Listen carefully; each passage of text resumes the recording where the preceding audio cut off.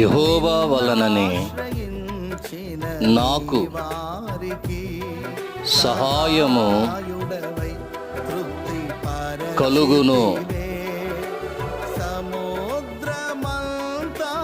సమృద్ధితో ఆనందించెద నీలో, అనుదినము కృప పొంది ఆరాధించెద నిన్నే ఆనంద ధ్వనులతో.